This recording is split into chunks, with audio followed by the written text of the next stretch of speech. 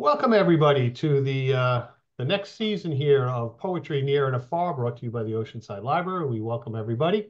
Real quickly, just to let you know, we will be doing the grand opening of our new library on October 27th. We likely will have a soft opening before, but because of all the holidays in October, we really couldn't find a good place or time to do the grand opening.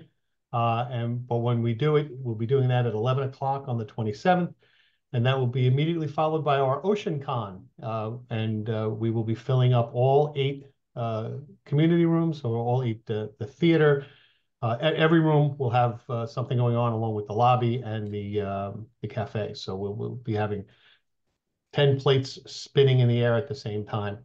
Before that, if you happen to be in the area on October 6th at 11 o'clock, we're going to be doing a human chain from the temporary library back to the new library, the new old library, and we'll be passing over some of the first books. Not all of the books, not all 120,000, but some of them. So we are delighted to kick off our first Poetry Near and Afar for this season by welcoming our new friend from the United Kingdom. Ladies and gentlemen, Rosie Evans. Hey, hi.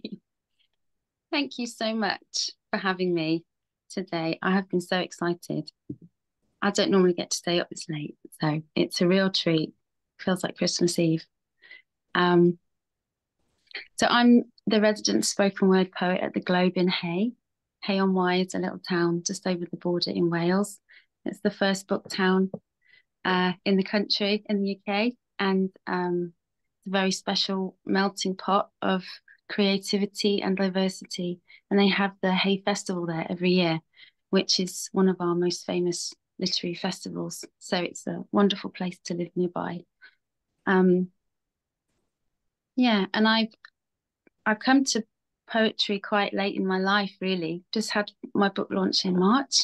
I'm just really enjoying performing every week at the Globe in Hay at their famous open mic. So yeah, maybe Tony, you can keep an eye on the time for me. Sure.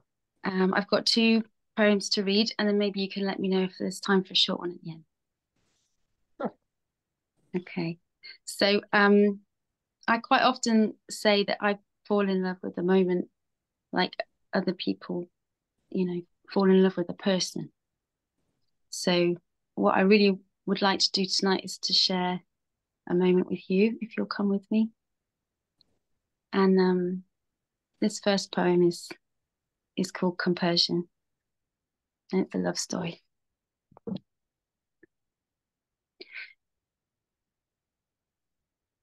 Turquoise felt coat, dress, and heels. My hair bobbed. I crossed the street. A weighted door opens to reveal a large brasserie.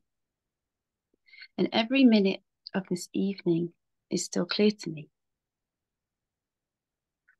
I see a goddess with long blonde waves and natural lashes.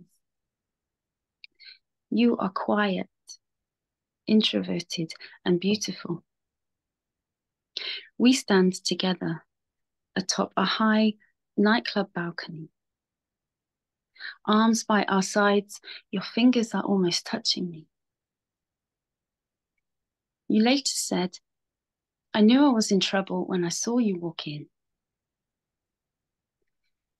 Arm in arm we walk. Do you want to come over, you said. You were leading, but I was led.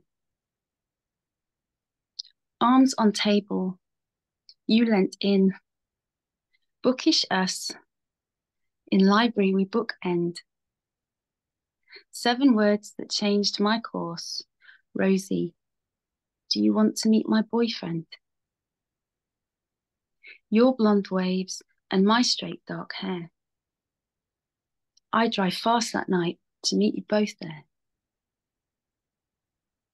Post first date, you said you 2 connected like new lovers. And now we take turns 2 on 1, loving each other.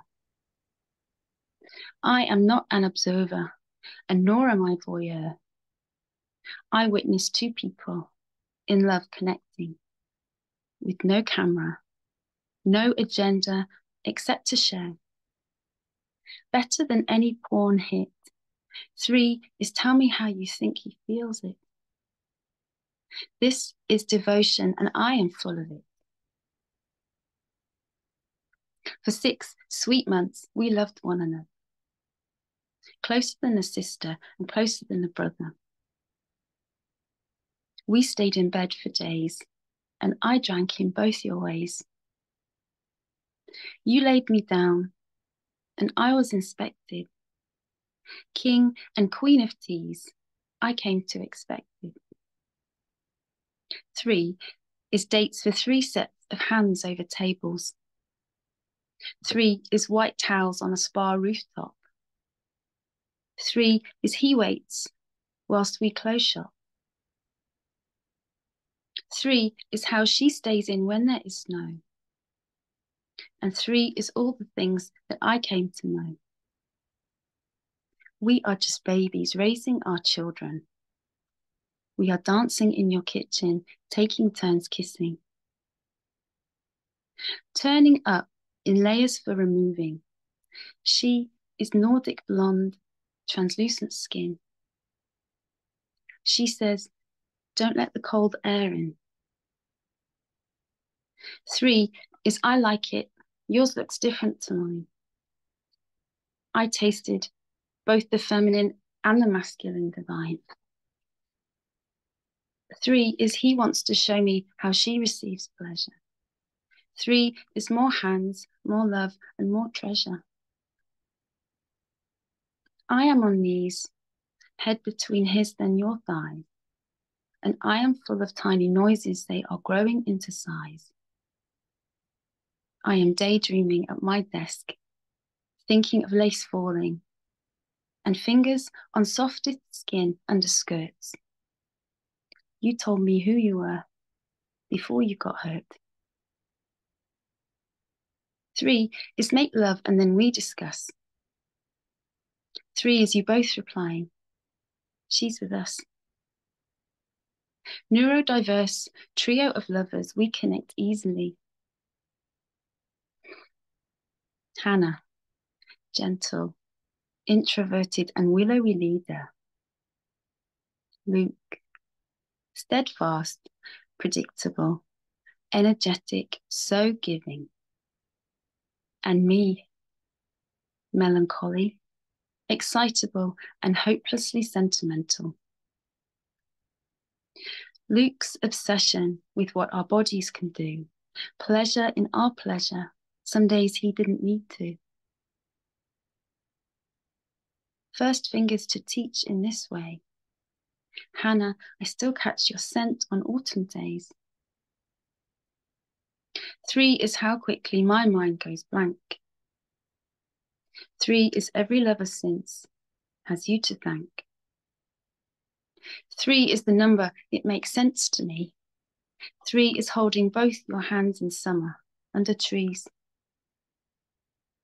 Hannah, I am finishing work early to get inside you. And I am learning what loving can do.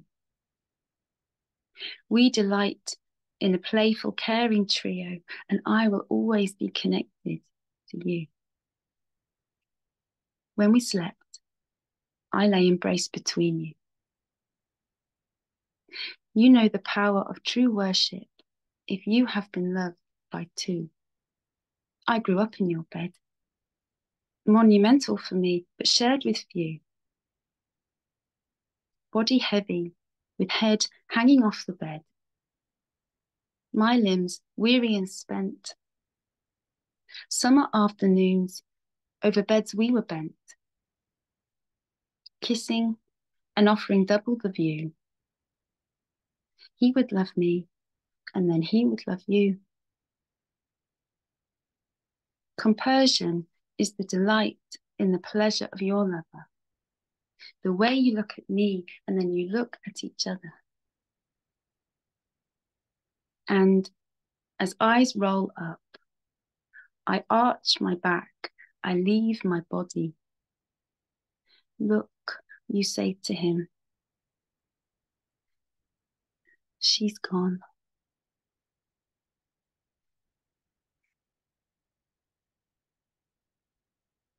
Thank you.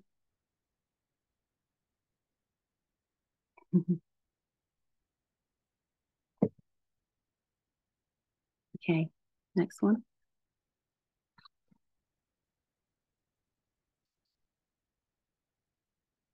This is stroke of the cheek. Oh, thank you. I can see some of your comments coming out. It's so sweet. Okay. This one is stroke of the cheek. I just wrote this recently.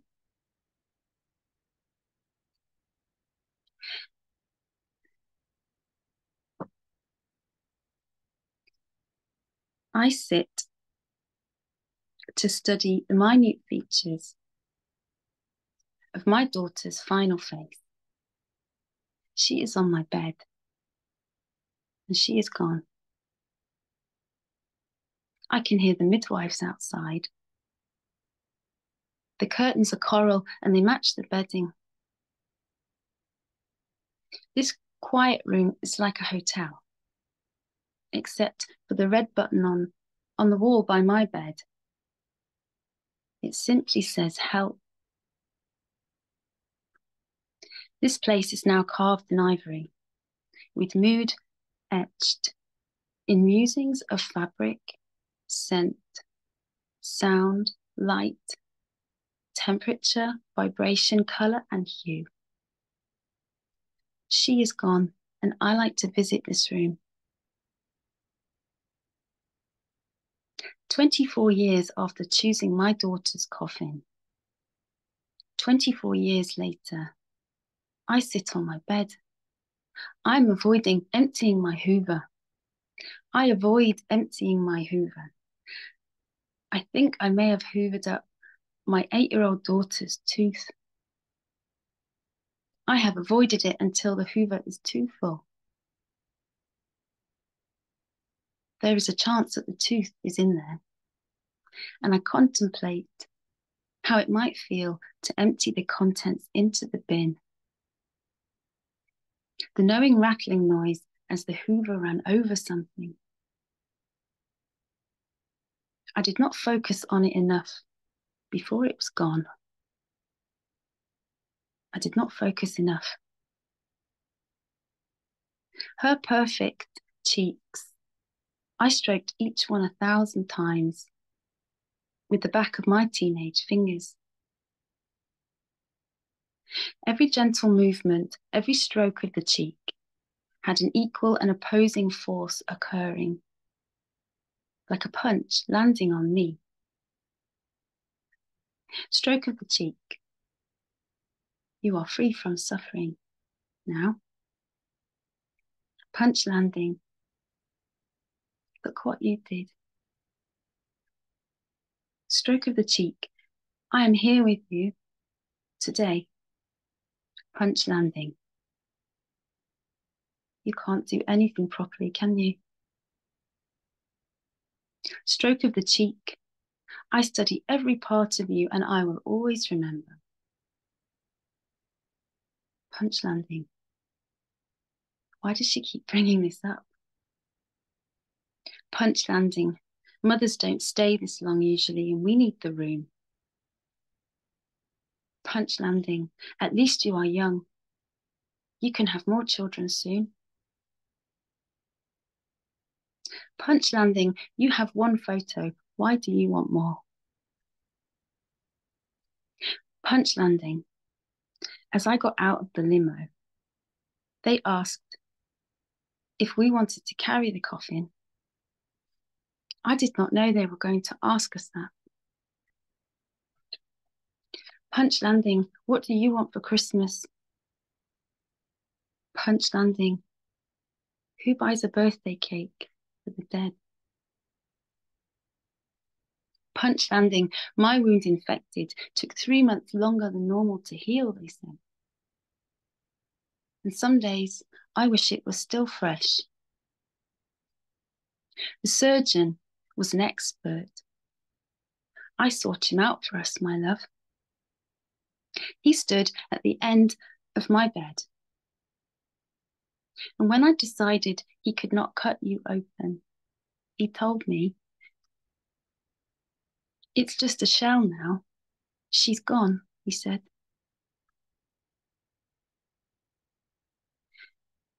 Punch landing, punch landing, punch landing. But then, one line from my granny kissed everything better. "Rosie, you mustn't worry. Come here, darling." She held me in her arms. "Rosie, I'm sure you did the best thing you could do. Rosie, you did, for her and for you." Serenity cradled Grace in her arms, and my grief laid milk drunk, suckling at the breast of compassion. The slow and occasional oscillating fluttering of the infant tongue, releasing oxytocin and flooding my brain. This was the sweetest hit. Compassion like vended chocolate falling behind glass. Take your change and get ready to taste it. Tenderness is not acquired without violence first. Tenderness is chosen by the conduit. So now I throw compassion out like there's no end to it. 24 years later, Katie, 24 years later, I am tipping pints of dust over newspapers on my floor. And I empty my Hoover. A proud, shining milk tooth presents itself to me. So I place it in the box of memories with the first locks of hair and all the milk teeth. 24 years later, this room is carved in memory. The mood is etched in musings. The room carved in ivory. Stroke of the cheek, and I mother you briefly, silently. The mood is etched in musings of fabric, scent, sound, light, temperature, color, vibration, and hue. She is gone, and I like to visit this room.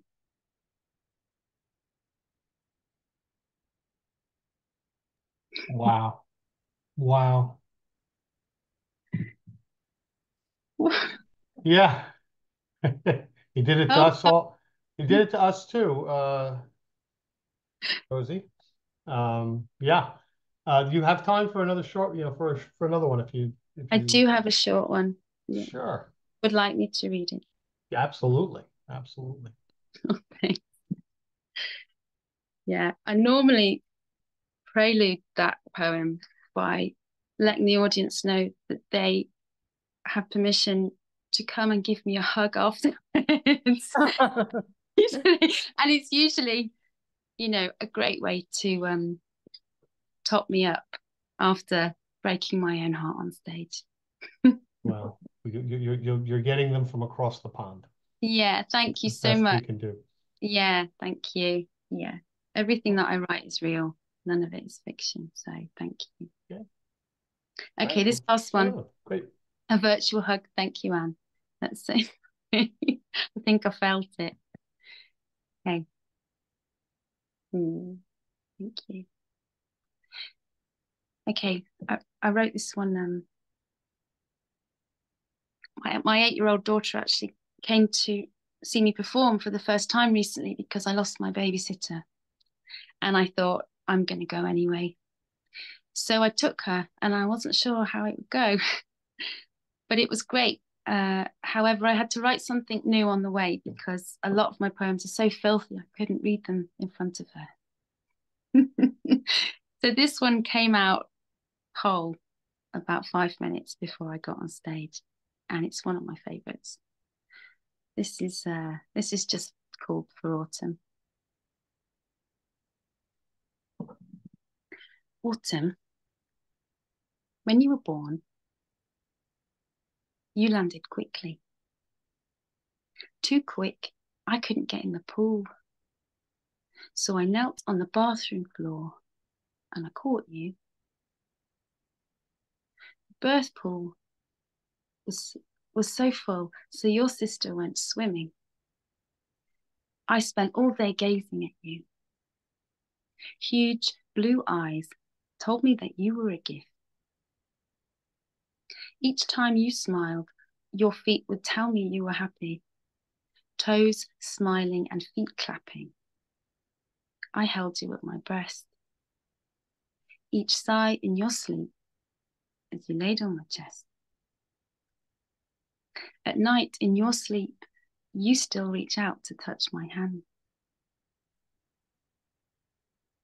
We were 3 and then you made us 4.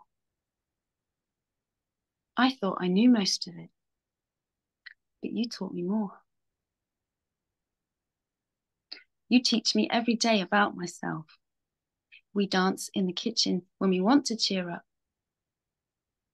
Under the disco ball, we move in time together. Autumn, you are my favorite day of the week. You are my favorite song coming on the radio.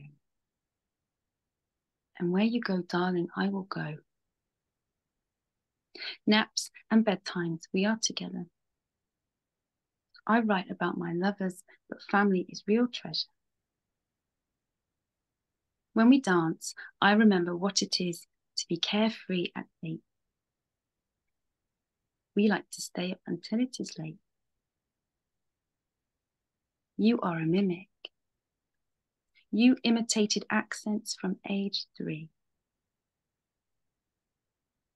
Now I'm writing poems and you mimic me.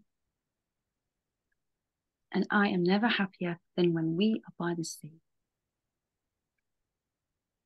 When words escaped the musical host, tonight you leant over and you said to me, "It happens to the best people, Mummy."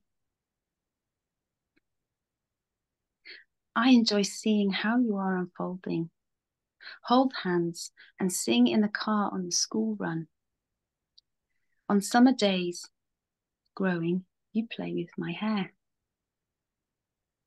Autumn, wherever you go, I will be happy.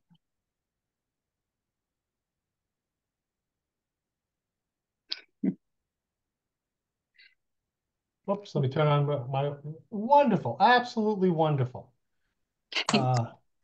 Just outstanding, just outstanding. Wow, please unmute yourselves and let's give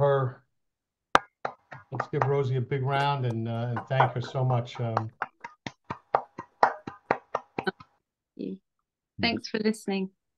Oh, are you kidding? This was I was just doing a little math while you were doing this, and the truth is that between the summer gazebo readings and this poetry near and afar, and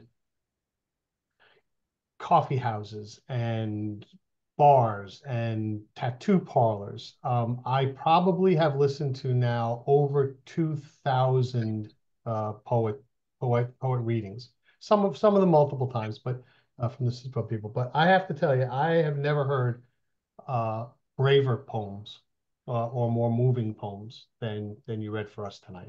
We cannot express that more. And I think you're seeing that in the comments that are going on. Just unbelievable. Unbelievable. Oof. Well, now on to yeah. Let's again, thank you so much. And as somebody who was tricked into writing poems by or Purple Poet there, I can't imagine being that brave and that truthful.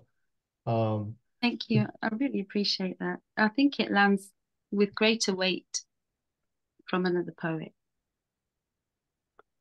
Well, and also you're reading after midnight too. I think there's something about you start getting into those witching hours where it's the emotions go as well. Well, I have to say, I have loved reading late to you because I kind of feel like my little nest here with the blanket. This is perfect. It's Yeah, perfect yeah, age. Yes, when lots of people read before they sleep, isn't it? So yep, it's yep. really well. Yeah. Thank you. Good, Thank you good. for your Thank you. yeah. And if anybody wants to look me up, I'm on Instagram and I post all my stuff every week if you want more. Really wonderful. Good, good. Well, we hope that you keep coming back. So I was going to show you some photos, but I have to tell you, and now I'm kind of shifting a little bit. The new library will have it has a theater with 165 seats, and it's completed. And I got to sit on it and sit in it, and I will tell you, and I'm not saying it just because it's ours. It is the best sound system of any room I've ever been in. It's extraordinary. It's just extraordinary, and the big screen is crystal clear. The lighting system, there's 38 separate lights on the stage or pointing to the stage, and not only do we control it all from the little control room, but the spot, but not only do we do it from the control room, but what's just extraordinary, and I'm sure that this is the way, but you know, I'm 66 and this stuff still boggles my mind. So if we're doing a play, for instance, okay, so you set the lights the way you want it first, and you hit a little button, and then you change the lights the way you want it, and you hit a little button, and you do it, and you can do that all. And then when you're ready to do the play, you hit start, and then when you want to move it, it's sort of like doing a PowerPoint. You just hit next, next, next, and the lights all change and move, and it's all different colors and stuff like that. So we're going to be doing a lot of really fun stuff. And I know Peter Dugan, who runs the poetry programs here at the library, has insisted that they will be done on the stage, and so you're all going to get a chance to participate and get up on there. And so the other cool thing is that whatever's on that theater screen, we can send to any and all of the TVs, and I think we have 25 or 26 TVs around the library. I'll be able to share them in all of those places and as well as control it. Plus, every program room that we have will be able to live stream and record with minimum of 3 cameras. Every room has 3 cameras, so we can go to camera 1, camera 3, camera 2, so that it looks more like a television show, less like a hostage tape, which is part of what we're trying to do here.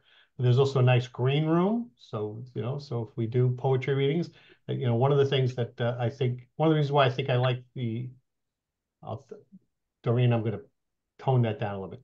One of the reasons why I don't mind the open mics in this context is that we don't have the sauntering and the kind of, you know, the sliding up to the mic. It's, you know, it's you're next, and you go and you do it. And I think that that's so we can actually set people up in the green room and just have them pop out, pop, pop, pop, pop, pop, or not. We'll see. But it's just the building is coming out extraordinarily well. And if I can figure out how to do it while I'm walking you people through the open mic, I may show you some photos at the end of where we are now. All right. So Oceanside Library has a poet in residence, and I don't know how many libraries have a poet in residence. And Christina's now been our poet in residence since I think before COVID, right, Christina? 2020. 2020, yeah. It was my So fault. 2020. that's what happened. We said, here, we're going to come do this, and we're going to do all of this stuff. And but that's all worked out really well. So Christina runs programs for us, and she does some pretty cool things for us. And we have the never-ending promise of a poetry contest, which will be coming because we have the money set aside, because the friends, when they get the money from the gazebo, have agreed to put all of that money back into literary programs. Just as a quick aside, when we move into the new building, we will be having a homework drop-in center with a teacher who'll be there, and then we're probably going to be looking for volunteers as well. I really would love to have a drop-in writing center where people can come in and do their stuff. So we are looking forward to all of that. And now I'm going to tell you the one that's the best one. I'm going to tell you the best one. Why I love this library. I love my staff. So the Digital Public Library of America uh, and the Brooklyn Public Library got together a couple of years ago, and they started to provide free downloads of banned books to teens that are in banned areas. So I heard when I was out in Columbus at the national thing, I heard about it and I said, you know what? I got an idea. And I pitched it to the DPLA. And next Wednesday night, Oceanside Library is going to hold the first book discussion for those teens. And my thought is what I want. I pitched him. I said, there's three types of meetings that I want to have. One is just a general book discussion. Hey, come, let's talk about books. And you know, with teens, that conversation is going to go all the ways. The second thing I want is on specific books.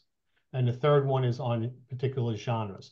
So my idea is that when a kid, and they have had over 500,000 downloads in the last 2 years, when a kid downloads Catcher in the Rye, they're going to get a list and say, the Oceanside Library is going to hold a book discussion on Catcher in the Rye on November 12th, and the Newport News Library is going to do one on November 28th, and the St. Louis Library is going to do one on January 1st. So I believe that we can wind up having a whole host of libraries and librarians running these book discussions for these kids. And we're going to do it by Zoom, which is great. The kids can sign up anonymously if they choose to.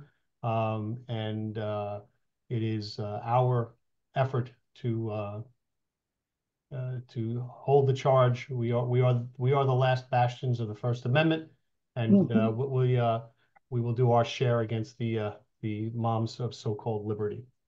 So that's I'm very proud of my staff. My staff is going to be running that, and so that'll be pretty cool. And so without any further ado, I am delighted to bring forward oh, wait a second. I got one more thing. I'm sorry, Christina, I'm just shoving you into the side for a minute. I'm keeping you, I'm keeping the crowd waiting Oh, the desperately. suspense. The suspense. We started with Christina's book, but we will be doing this when we go into the new building. If somebody has a book launch and would like to hold the launch at the library, we will let you sell your books. We'll talk about kicking over a little compensation to the friends of the library. But between the programs that we run and having a poet in residence and the programs that we run for poets, how to get published, things like that, the gazebo and this series, we consider ourselves to be the center of poetry on Long Island. And as long as we keep George Wallace out of a barn, I think we're in good shape with that. So, all right, now without any further ado, the poet in residence of the Oceanside Library, the one and only Professor Christina Rau. Hi, everyone. So thank you, Tony. Yeah, it's very exciting what's going on with the library. And thank you for all of the work and all of the support that you have for Poetry Forever. Yeah, my book is almost a year old. That was a fun time. We had the launch and we played bingo and we had a good time. Tony, can I share my screen? Do I have that ability, that function? If not, that's fine too. Ooh, I can. All right. So what I figured I'd do instead of like you like staring at me the whole time, I'm going to read a few poems that are about travel. And I went to a few places within the past 2 years, 2 years, yeah. So I'm going to start off with some poems about travel, but I'm going to show you some pictures of where I was. So let's do that. Let's jump right in, shall we? And we'll share that. Let's see if my sharing skills work. My screen is loading. It might not work. Who knows? I don't know.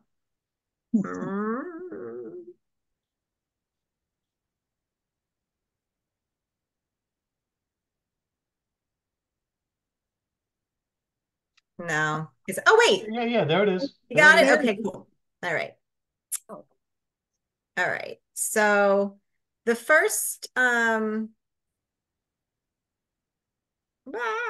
the first poem, this is not working. Here we go. Here we go. I found it, everybody.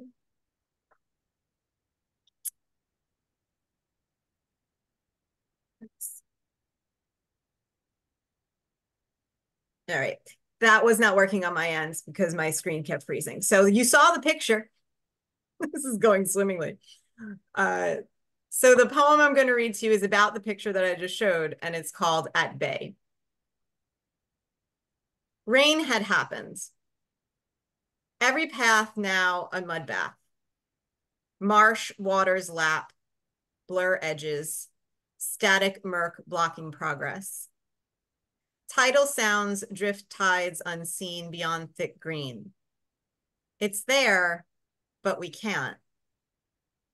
Ankle deep now, socks soak up whatever seeps in. He holds back branches. I squat through, pointing out best foot placement. A stump to climb, still not high enough to see over. We hit an impasse.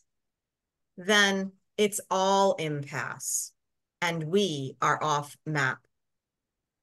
Behind forbidding rope, broken brush, dry here where birds nest. This is a circle. It goes back only to where we were before. So we break away, cut across, bank down, find an opening. A new path clear. What wasn't apparent before is now, and it's wide. A seemable impasse proves not to be what it seems. Water not so deep allows a slow traverse. On the other side, out in open wind, where the near distant bridges sway, finally, the Chesapeake.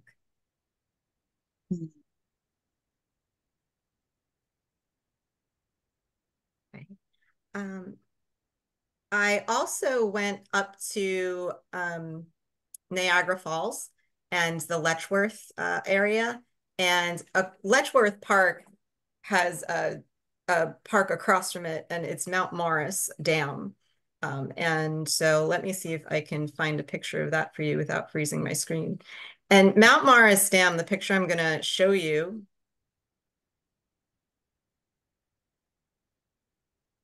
all of this fills with water. So all the way up to the cliffs, when the water comes through, it comes up all the way to the top.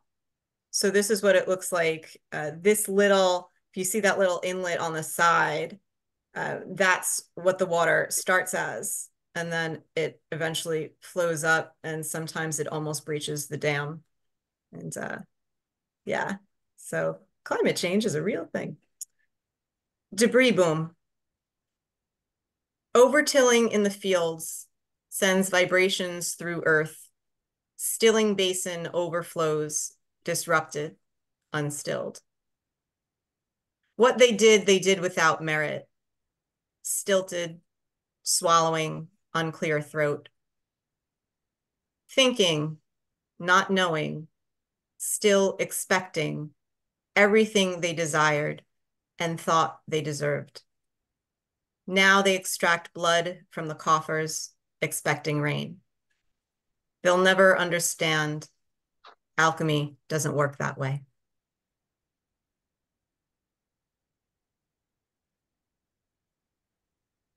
And the big trip I took that I'm still recovering from was I went out to New Mexico, and New Mexico is like another planet. It looked like Mars the whole time. And the hike that I enjoyed the most was up in Chimney Rock. And that is at the Ghost Ranch where Georgia O'Keeffe lived for a while. So let's find you a picture of Chimney Rock so you can see why it's called Chimney Rock. It's gorgeous. And a lot of the hike is vertical. It's coming up soon. A lot of the hike is straight up vertical. And there is an altitude there that sometimes can affect some people. So this is what it looks like from afar. And I'll read the poem now.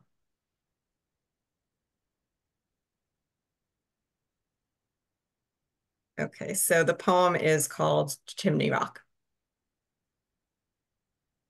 The burning to the east has its own name.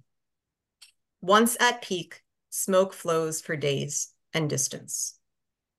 Not flood, not drought. Still, These all seem the same. Out and back means climb and fall.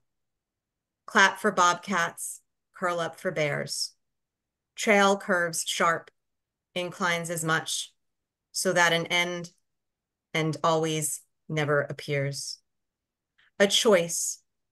Traverse rock, navigate cacti. Dirt now silk sand. Walls cross canyon, change red, yellow, tan, sometimes white, carved steps up to tabletop. The flatness, the peak levels off, the edge arrives.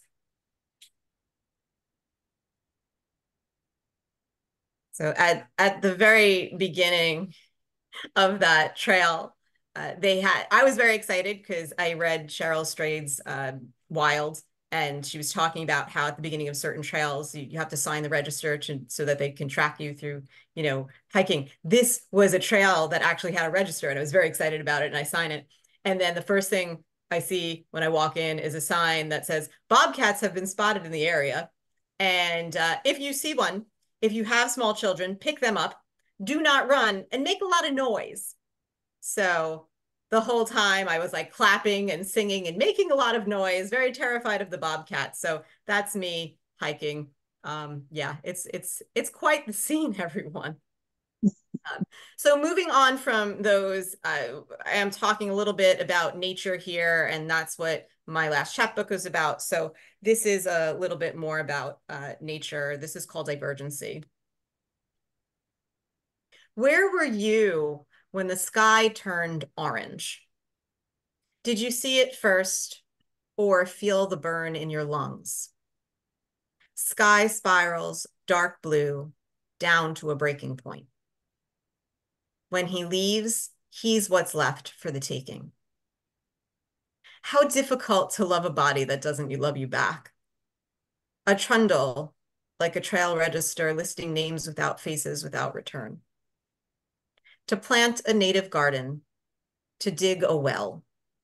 Chores, plans, best laid intentions wane, whittle away, until, until, until, until, until.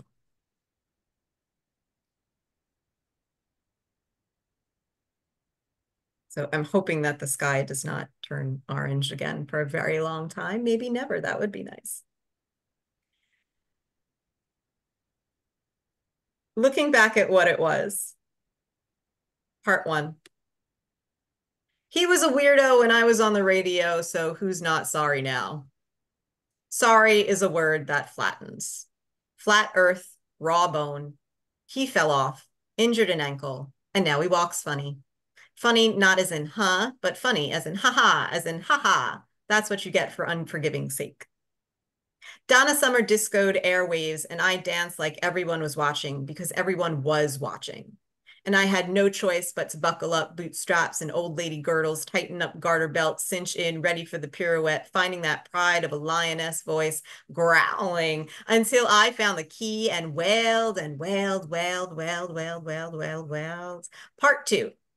In a car with a man at the wheel. Desert outside, miles of dirt. He says feels good. Firm fingers up and down forearm tattoo. Same song. It's an instrumental. Jazz. It's always jazz, but the unlikable kind. Local beer breath, accompanied to dark lot. You realize later, much later, he can't be alone. Beard wax, women's shampoo, flannel shirt over chair back. Didn't realize what coming over meant. Sit outside. He bites the apple in hand. Plans for mountains. Movable paths, paper map unfolded. Beach wind. Talk of Vermont. Brain science. She settled for the bad kiss. Streets catch fire. Silent response. Promise to keep close. Silence closes the wire.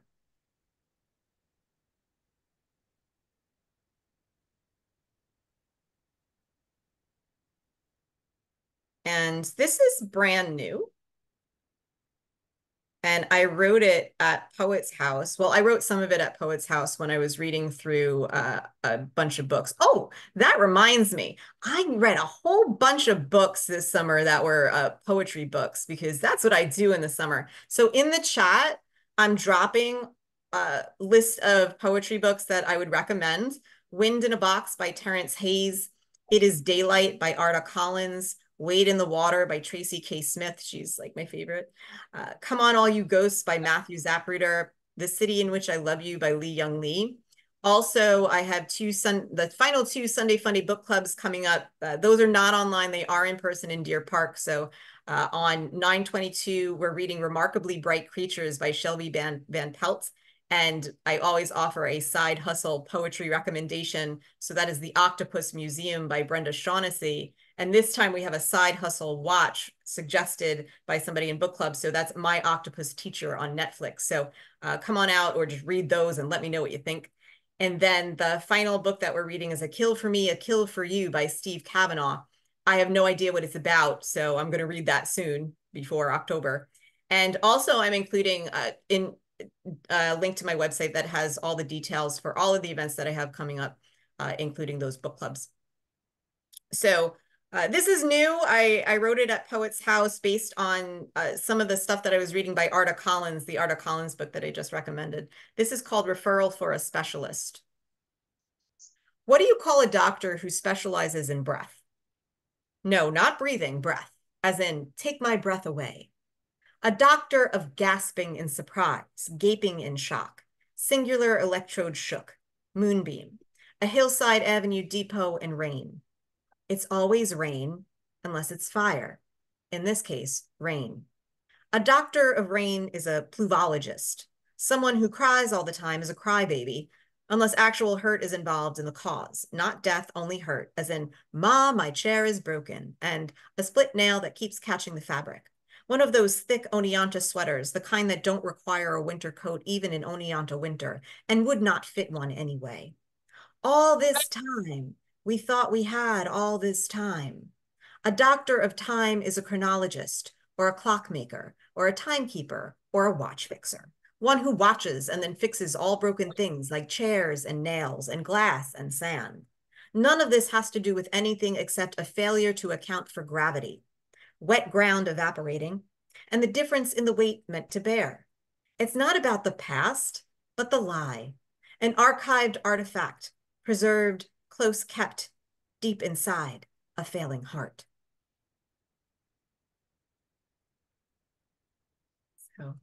So at the top of the reading, I mentioned a book, and it is this one. This is How We Make Amends. It is almost a year old, and so I figured I would read one from that. And I'm going to read the title poem.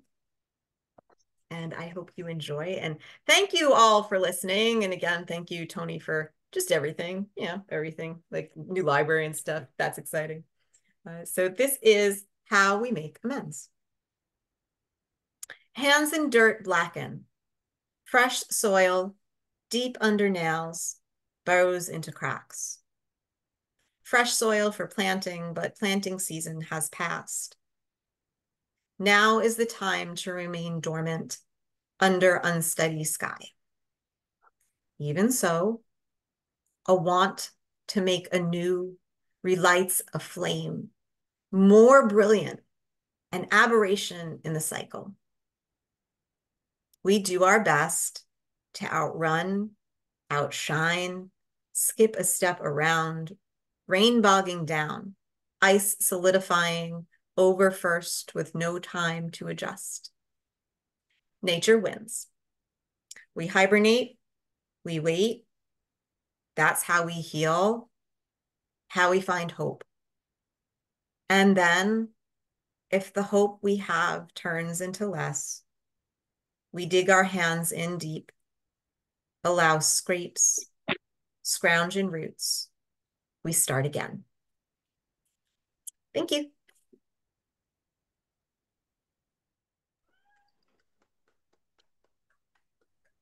Oh, when you say thank you meant thank you. Thank you very much. Wonderful as always. It always goes too quick. All right. Well, everybody, let's give both of our features a huge round of applause. Great jobs. All right. Wonderful, wonderful. Okay, so let's see. We're going to do the open mic now. So I will, but first I want to show you a picture of the theater. This is before all of the lights and everything else went in, but this is what it looks like. Ooh. So, Whoa. so we think it's going to be pretty cool. There are 4 different size chairs in the middle here. So it's all designed so for however wide your butt is, we've got a place for you. Oh my These God. these 2 can pull out so we can accommodate our patrons in wheelchairs. There's also 2 or 3 open spots in the back, so it's fully accessible. This whole thing is the handicap ramp to get up on the stage. That's the control room for everything. So yeah, so we're getting and it looks even cooler than that. So we're really looking forward to it. So You're not kidding. yeah, it's looking pretty good. Okay, so we're gonna get started with the open mic. Like I said, please just keep it to one non-epic length poem. And we're gonna start off with Marvin, you're up, and Ann, you're on deck. Could you hear me, Tony? Yes, we can. We're all good to go. Okay, it's called Nancy Smiled at Me. She wouldn't read in class today. She closed her book and didn't care what Miss Moody would do or say. You'll stay after school. You'll stay with Joseph. That's me. Everyone calls me Joey except Miss Moody. You see, I coughed in class and forgot to cover my mouth. Is that so bad? I just forgot. Helen, the lefty, Nancy's friend, came over the other day between innings of the punchball game. Nancy loves you, she said, and you turn red every time you see her. So that means you love her too. I turned to Nancy. The girls were giggling. She wasn't. Looking straight at me, she smiled. The bell rang. The class ran out. I started to get up. Haven't you forgotten, Joseph? And I don't mean covering your mouth and unleashing your germs to the rest of the world. You're staying today. Now, both of you turn to a clean page in your notebook. Nancy, write 1,000 times. I will read in class. Joseph, write 1,000 times. I will practice good hygiene. Do you know how to spell hygiene? I shook my head up and down. We started in, but just before we did, I saw Nancy smile at me, as if to say, we'll get out of this alive. 20 minutes later, I looked up. Nancy was writing, her pen locked in a pink hand. Her head with those blonde curls, bent over her book. And then, as if she knew, she smiled at me. And I wanted to, well, kiss her. It was hard to concentrate on hygiene.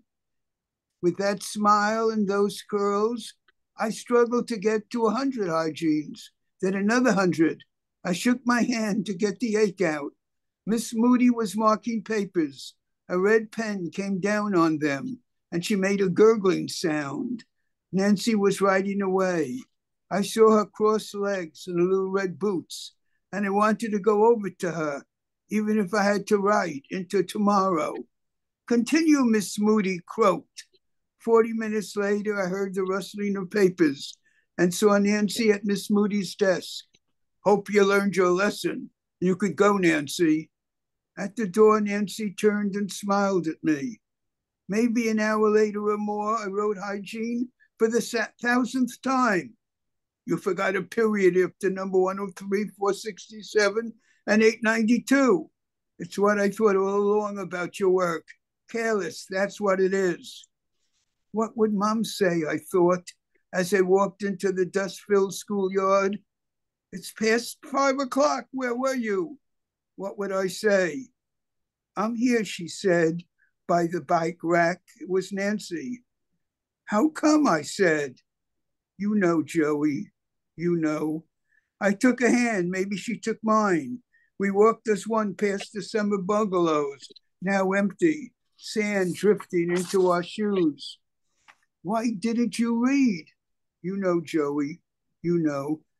I think maybe I do, but I'd like you to tell me. She kissed me just before the Palace Hotel. I walked her home. The street lights were on. Good night, I said. I love you, she said. Me too. I watched her go up the steps. The last thing I saw were her legs in those little red boots, when suddenly I realized I never asked if we had any homework. Thank you, Marvin. All right, Ann Cohn, you're up. Maggie, you're on deck. Okay. All right. Wow. What terrific readers. I'm going to have some interesting dreams tonight, I'm sure. This is called Beach Walk. I'm longing for Lido Beach today to gaze at the blue marbled ocean. The wind snatches my cap like a mischievous child. It sets my beach chair in motion. Drenched by a churning bubble bath, I watch waves fling suds ashore. I fill my pockets as I stroll with pebbles and shells galore.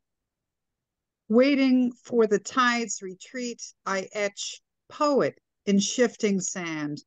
Sanderlings on toothpick legs comically disband. I hear the plaintive cry of gulls, oyster catchers' maniacal laughter, the sharp hee-haw of swooping terns follows shortly after. I see domes of distant towers shimmer in afternoon haze.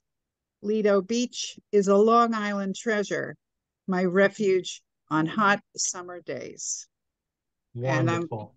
Thank you. I'm proud to say that this placed second for rhyming poetry at the Long Island Fair. Excellent. Wonderful, wonderful, wonderful. Thank you. Thank you. Thank you. Maggie, you're up, and Chip, you're on deck. Okay. Can you hear me okay? Yeah, just wait 1 second because I got to find you. Whoa.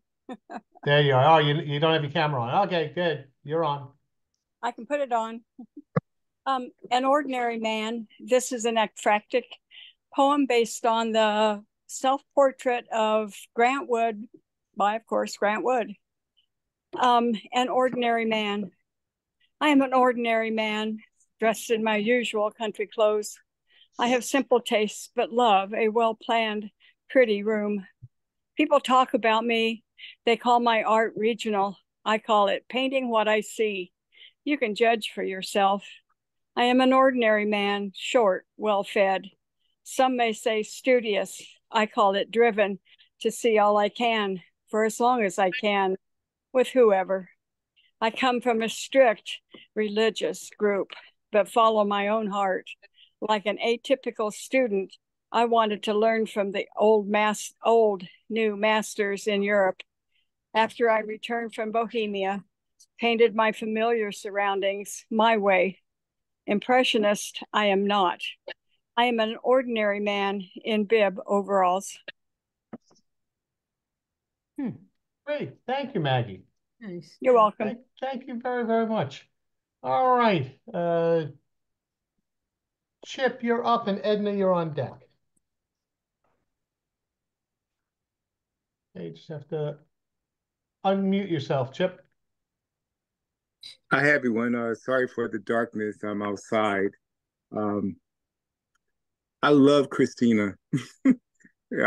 She is amazing, and everyone that's read has really touched me. In between, stolen moments, delivered spontaneously, last forever, delivered sporadically. Fettered to the past, silently watching, surviving another moment of uncertainty. Certainly, there is a way out. Is freedom ever so burdensome, with or without carrying heavy secrets? Quietly contemplating decomposed dreams, possible outcomes dire. With furious longing, I watch you leave your being. As a fading smile, already I feel your absence and presence become one. Thank you. Thank you. Very, very nice. Thank you, Chip. All right. And so, And I can't wait to see the library. yeah, good. Me too. It's Uh, this has been an interesting process here. Let me tell you. Okay, so Edna, you're up, and Emily Sue, you're on deck. So Edna is joining us from Idaho. Is that right? Yes, All indeed. right. Go Edna. You're up. Well, this is a wonderful opportunity to introduce the book that came out 2 weeks ago, and I published it Congratulations. myself. And I will put the link to the website. This is me. Poetica Mea is me, and I will put the link to the website that I created for that. And people asked me who took the picture, but it was a server at the restaurant where I had lunch with a friend. So it just but I looked very relaxed and I liked that. So I'm going to read one very short poem. It's one of the 2 free samples featured in the whet your appetite. Okay, great. So it is, that's how short it is. Happy ending. She left her hat on the tray. He left behind an umbrella. On a chilly March day, looking for what they had lost, they met and found a mate for life in the Hoboken train station by the window marked lost and found. Oh, wonderful. Thank you so much, Edna. All right, Emily Sue, you're up, and Larry McCoy, you're on deck. Okay. What a great night of amazing poetry. Thank you all. Okay, I'm going to read my entry in the Long Island Fair free verse category. It's called Morgan Park, Glen Cove, New York. Like Stonehenge, an open air rock structure rises. Sketch of a room above the Long Island Sound. Legend calls it the tea house, the temple. Low walls, the perfect perch for viewing the tides, and the wooded hillside always changing course and color. This beach, where Dad brought us for a cooling dip in the slice of summer afternoons between work and supper, where I learned I had fear to overcome if I wanted to swim and sail and ride a flexible flyer down gravity's packed snow, where twilight gathered up the town by land and by sea for picnics lit up by sparklers on the 4th of July, when famed Grucci fireworks exploded in a frenzy of sound and light, ringing ears and racing hearts, the odor of gunpowder in the air, where I still go to perch on granite walls, scan coastline and hillside, never and always changing. Thank you. Wonderful. Absolutely wonderful. Thank you. Okay. Larry McCoy is up, and Margaret's on deck. Last rites for a journalist.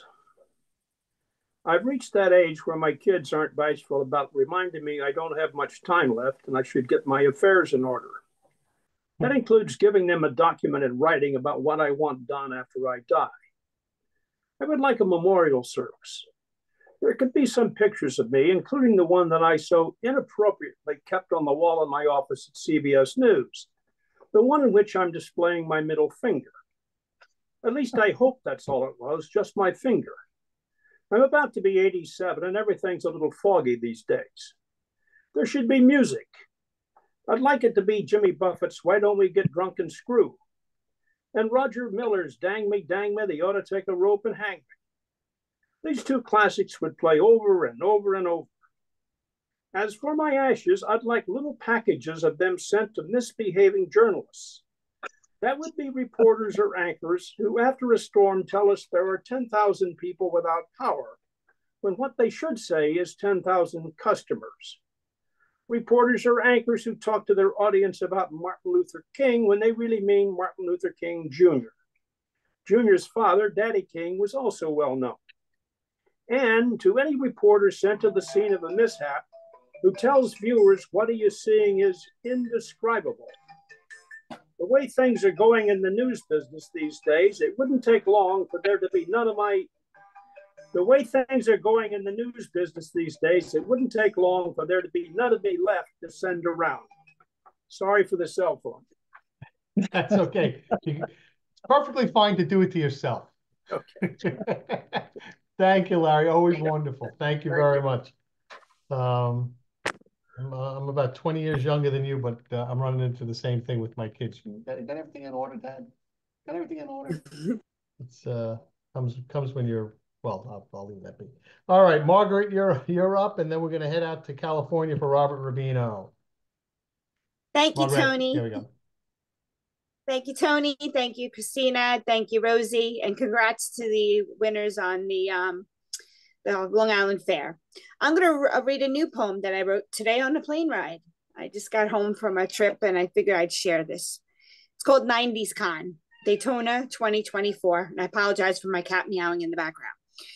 Pastel pinks and blues decorate signs, displaying celebrity names. It brings us back to a decade with butterfly clips worn in my hair.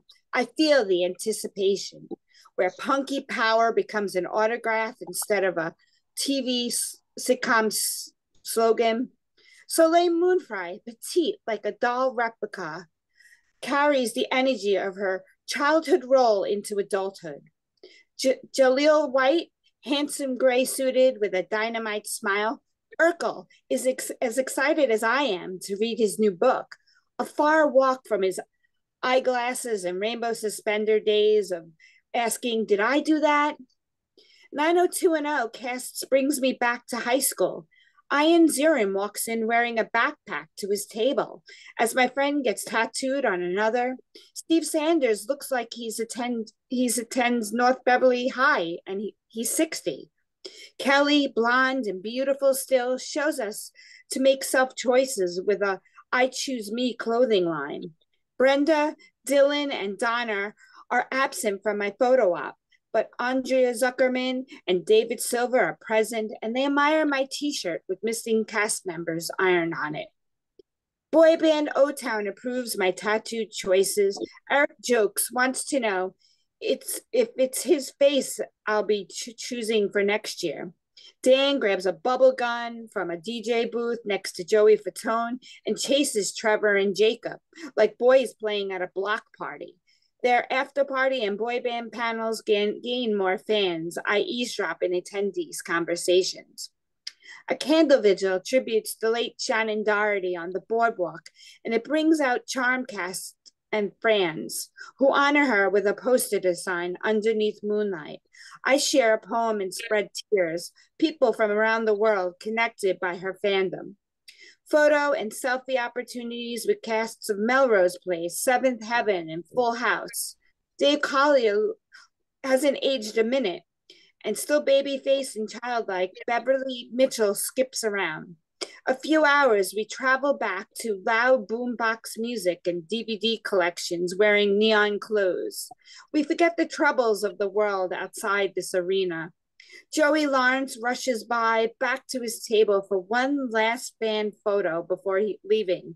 His mom and brothers are there, packed and ready to leave. No fans left behind, and this actor puts his heart on full display. No one's playing roles here, only spreading love and fan appreciation. Long lines waiting and a blood blister on my toe from all the standing. Still, I smile. These celebrities share their time, create lasting memories we'll cherish decades later. Thank you. Yeah, thank you very much. That sounds like a lot of fun. Wonderful, wonderful, wonderful. Okay, Margaret, you're up. Robert, Robert, you're up, and Gerald, you're on deck. Thank you, Tony.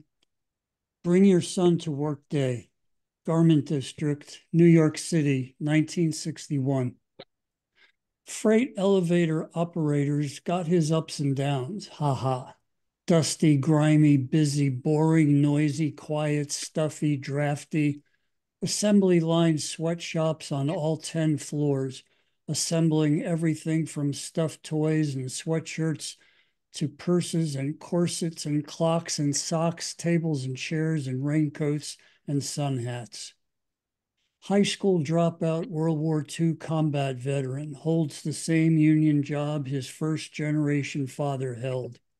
Making jokes with the gals, talking sports with the guys, making bets with the truckers, taking time to feed sleek rat-catching black cat in the basement, where at shift's start, he puts on gray uniform with his name sewn on left breast pocket, where he eats brought from home sandwich for lunch, reads the daily news, and maybe if he's lucky, catches a few innings on his transistor radio or a few old tunes from the big band station.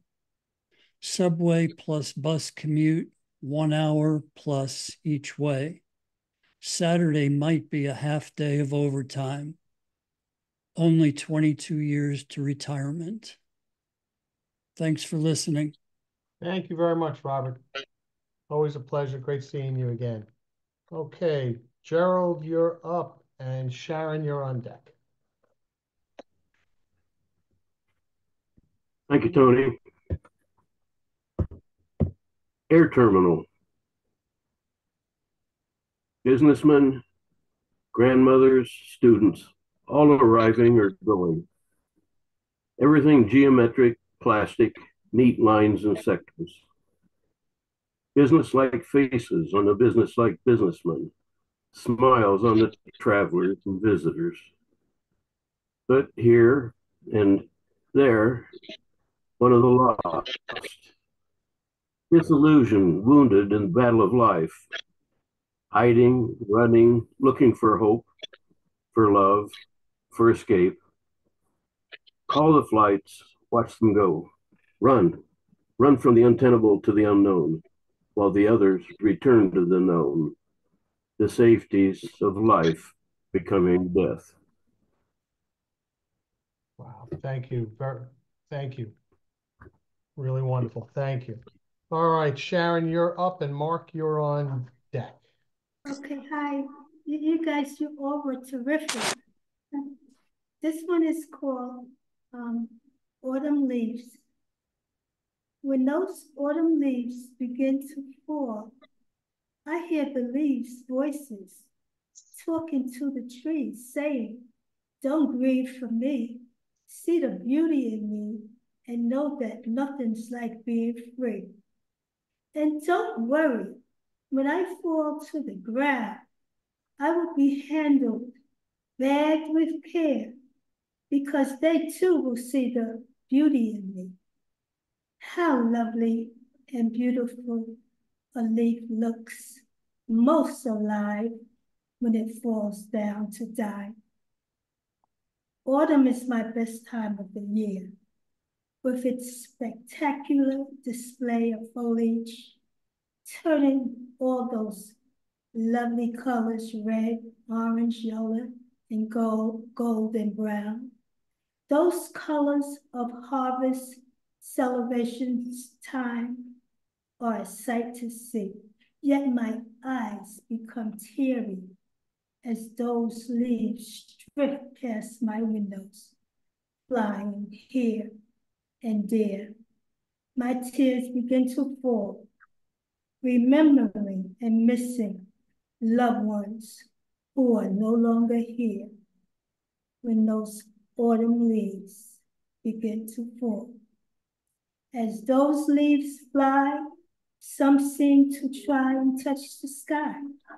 My loved ones come back to me and I see their faces, their smiles, and I feel my mother's hands that I used to hold when those autumn leaves begin to fall.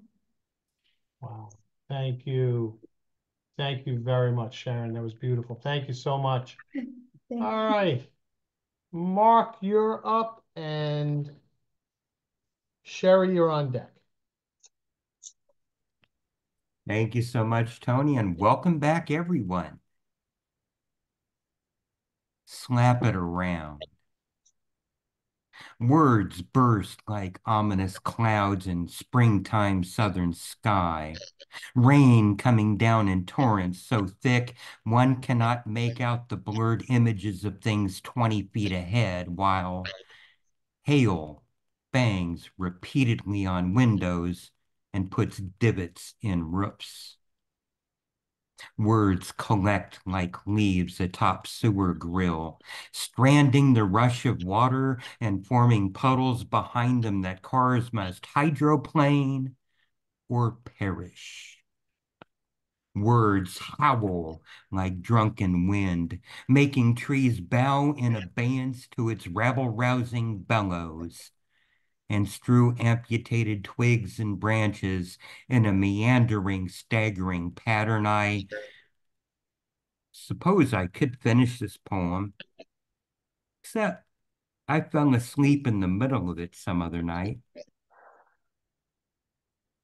I wish I knew how to hold on to something other than regrets, to say I'm doing just fine. The imagery is gone, the intent fading like a rainbow before humidity returns, and I'm just listening to the words of a lament of an old song in my imagination. Because the internet crashed 2 hours ago, so I can't watch the video, and I'm just laying here like a feral cat in the bushes of its mind, alone with the wind, tired of the yapping of neighborhood dogs barking at shadows, leery of the humans who, though they would feed me well, would tame me to the point of boredom, take away my freedom by calling it home.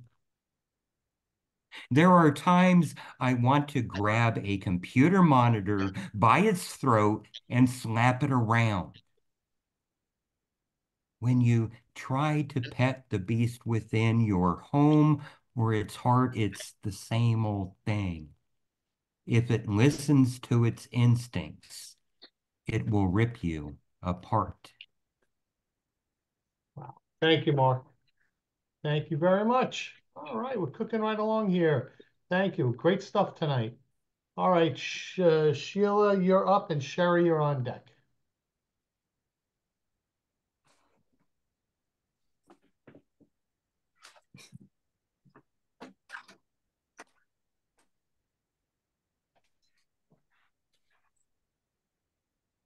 Can you hear me? Whoa, Sheila, you got something else? You got a couple things going on? Because you. All right. Whoa. Oh boy. Sounds pretty cool, though. It does. You know why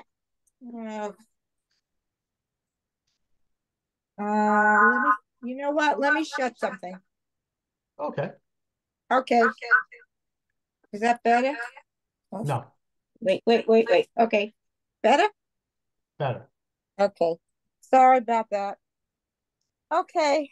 This I wrote recently because because of the gazebo with I was getting disappointed all the time and other things were happening, and then it even went into my dreams. So I decided to write a poem about it, and it's called Even in My Dreams. My subconscious mind is on overdrive where it's leading me far away. Awake, I'm pulled in different directions that I cannot understand. I'm anticipating something exciting, waiting for a chance to be happy. Will it happen? Will my wish be fulfilled?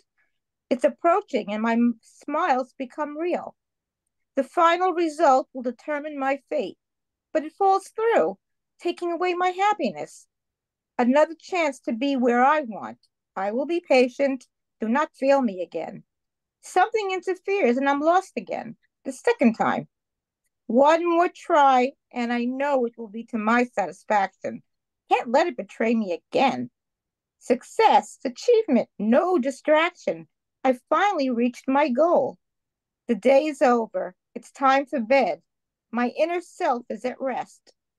Delighted at the outcome of today, I'm deep in slumber.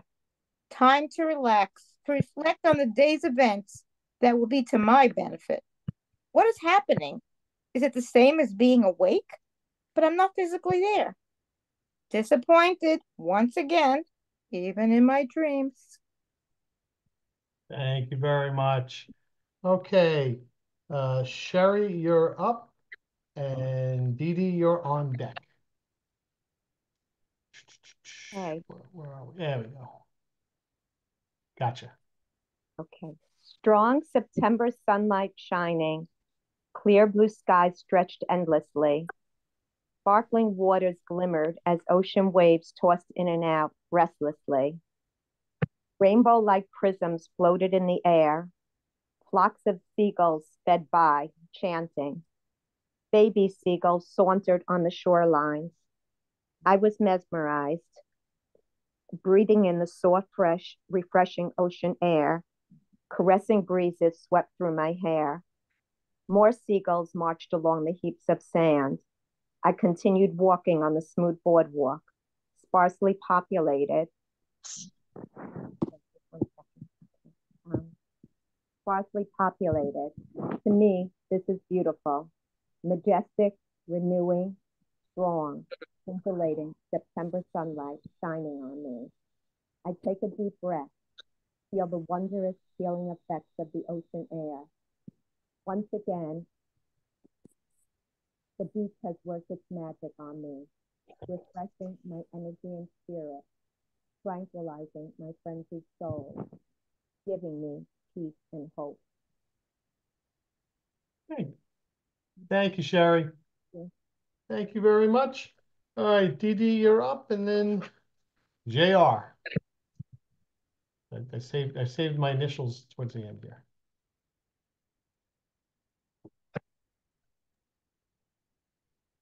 You're up.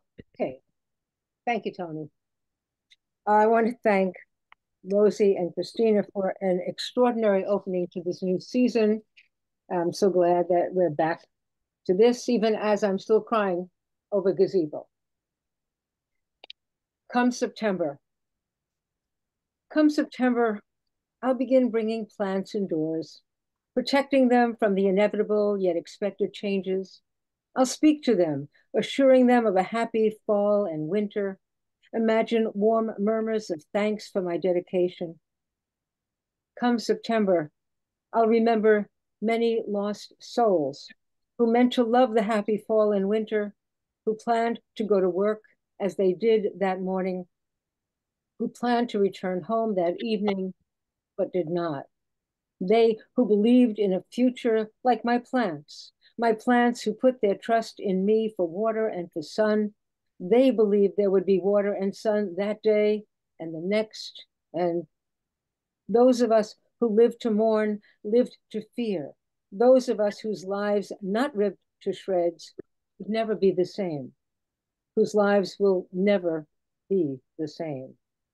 We'll remember, come September, carve 9/11 in hearts and minds, move on, looking behind, hoping ahead lies trust, lies meaning, lies freedom for all, that those souls shall always be remembered, shall not have died in vain. Thanks. Wow, wonderful. Thank you so much. All right. JR, you're up. Thank you, features. Thank you, open micers. Oh, but thank you, Tony and Oceanside Library, for keeping us in poetry and prose all year. Wonderful. Thank you. Okay, new book with a little help from my friends. These are prompt poems that I write with word contributions from my Farmingdale Creative Writing Group.